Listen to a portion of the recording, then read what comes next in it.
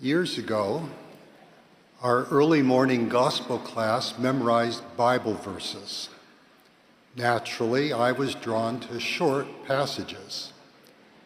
This included John chapter 11, verse 35, the shortest verse in Scripture, only 2 words, Jesus wept. For me now, that Jesus weeps in sorrow and joy testifies of the miraculous reality.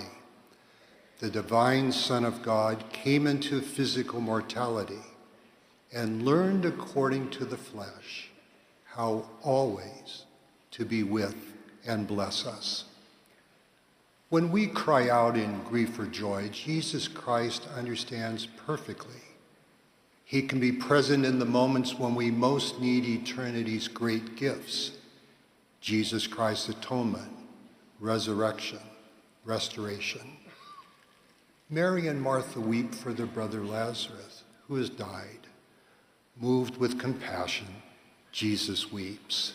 He raises Lazarus to life. Jesus beholds Jerusalem on the eve of the Passover.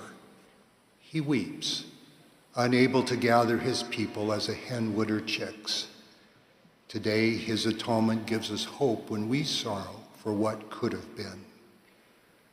The Lord of the vineyard weeps as he asks his servants, which could include us as ministering brothers and sisters, what could I have done more for my vineyard? Mary stands bereft at the sepulchre. Jesus gently asks, why weepest thou? He knows weeping may endure for a night, but joy cometh in the morning. Resurrection brings dawn for all. In Book of Mormon lands, as the faithful multitude arises to him, Jesus' joy is full. He weeps. And he took their little children one by one and blessed them and prayed unto the Father for them. And when he had done this, he wept again. This is Easter in Jesus Christ.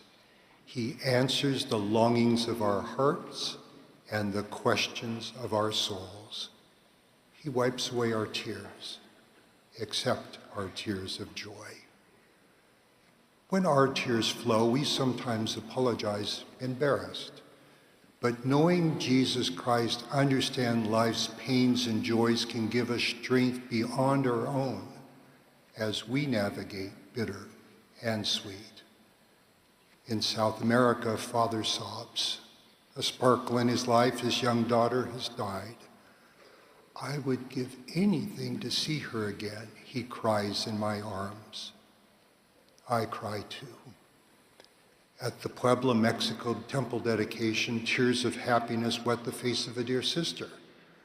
Her features radiate faith and sacrifice. She says, todos mis hijos están aquí en el templo hoy.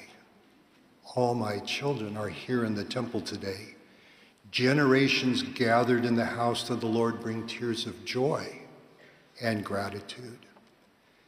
In cruel civil war, families and neighbors did unspeakable things to each other. Bitter tears are slowly giving way to hope.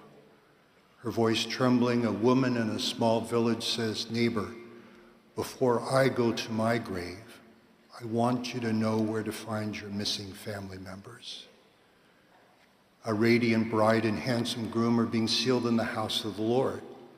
She is 70 years old, as is he.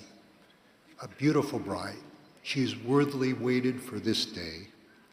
She shyly swishes her bridal dress this way, then that way. We shed joyful tears. God's promises are fulfilled. His covenants bring blessings. While home teaching a widowed sister, a young boy, Kay Packer, learned a tender lesson. Following a disagreement with her husband, the sister had called out a final hurtful remark. An unexpected accident took her husband's life that day.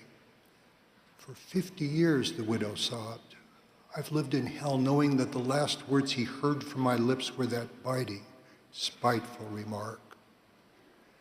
Easter in Jesus Christ helps us mend, reconcile, make right our relationships on both sides of the veil.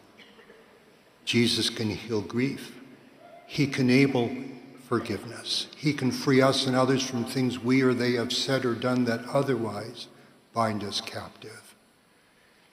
Easter in Jesus Christ lets us feel God's approbation. This world tells us we're too tall, we're too short, too wide, too narrow, not smart, pretty, or spiritual enough. Through spiritual transformation in Jesus Christ, we can escape debilitating perfectionism.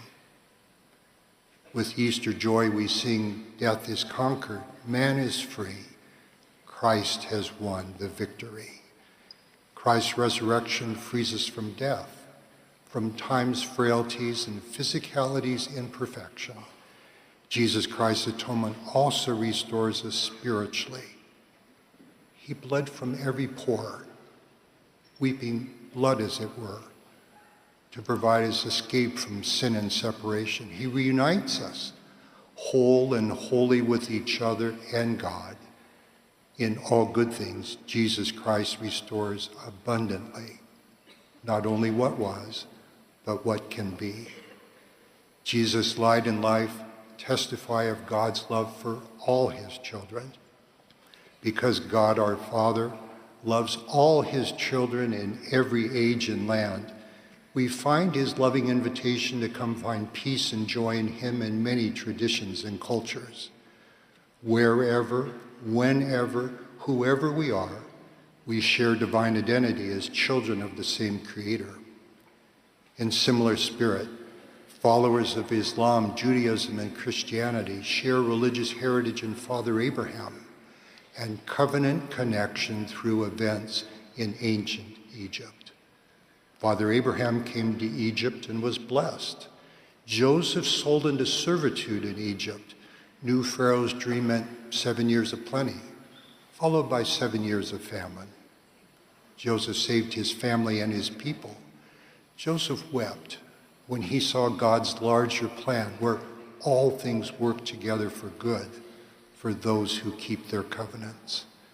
Moses, raised in Egypt in Pharaoh's household, received and later restored the keys for the gathering of God's children.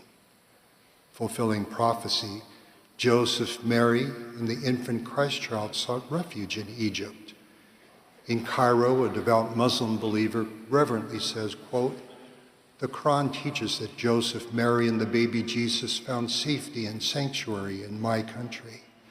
In my country, Jesus as a toddler ate our food, took his first steps, said his first words. Here in my country, we believe trees bent low to give him and his family fruit. His being in my country blessed our people and land." End quote. God's plan of moral and mortal agency allows us to learn by our own experience. Some of our greatest life lessons come from things we would never choose. In love, Jesus Christ descended below and ascended below above all things. He rejoices in our divine capacities for creativity and delight, kindness without hope for reward, faith unto repentance and forgiveness. And he weeps in sorrow at the enormity of our human suffering, cruelty, unfairness, often brought by human choice, as do the heavens and the God of heaven with them. Each Easter spring season testifies spiritual sequence and convergence are both part of the divine pattern of atonement, resurrection, and restoration through Jesus Christ. This sacred and symbolic convergence comes not by accident or coincidence. Palm Sunday, Holy Week, and Easter celebrate Christ's atonement and resurrection. As today, every April 6, we commemorate the establishment and organization of the Church of Jesus Christ of Latter-day Saints.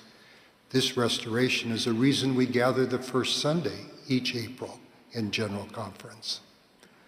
Restoration also came as a resurrected Jesus Christ, Moses, Elias, Elijah, returned priesthood keys and authority at the newly dedicated Kirtland Temple on Easter Sunday, 1836.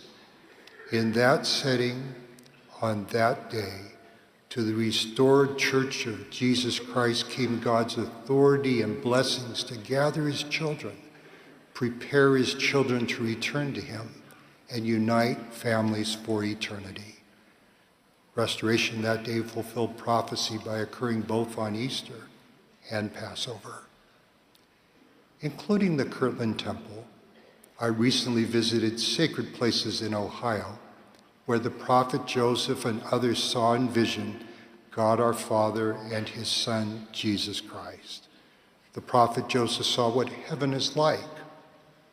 In heaven, Heavenly Father, through Jesus Christ, saves all the works of his hands in a kingdom of glory. The only exceptions are those who willfully deny the Son after the Father has revealed him.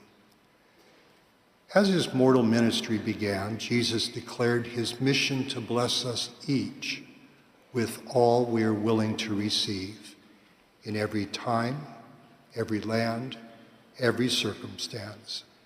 After fasting 40 days, Jesus went into the synagogue and read, "The Spirit of the Lord is upon me, because he hath anointed me to preach the gospel to the poor. He hath sent me to heal the brokenhearted, to preach deliverance to the captives, and recovering of sight to the blind, to set at liberty them that are bruised." Poor, brokenhearted, captive, blind, bruised, that's each of us. The book of Isaiah continues the messianic promise of hope, deliverance, assurance. "Appoint unto them that mourn in Zion, give unto them beauty for ashes, the oil of joy for mourning, the garment of praise for the spirit of heaviness." Thus we cry out, "I will greatly rejoice in the Lord. My soul shall be joyful in my God, for he hath clothed me with the garments of salvation. He hath covered me with the robe of righteousness." Each Easter season we celebrate, as a symbolic whole, eternity's great gifts through Jesus Christ, his atonement, his and the promise of our literal resurrection, restoration of his Latter-day Church with priesthood keys and authority to bless all God's children. We rejoice in the garments of salvation and the robe of righteousness. We shout, "Hosanna to God and the Lamb." For God so loved the world that he gave his only begotten Son, that whosoever believeth in him should not perish, but have everlasting life. May we each find in Jesus Christ atonement, resurrection, and restoration, peace, becoming, and belonging, that which is enduringly real and joyful, happy and forever. I pray in his holy name, Jesus Christ. Amen. Amen.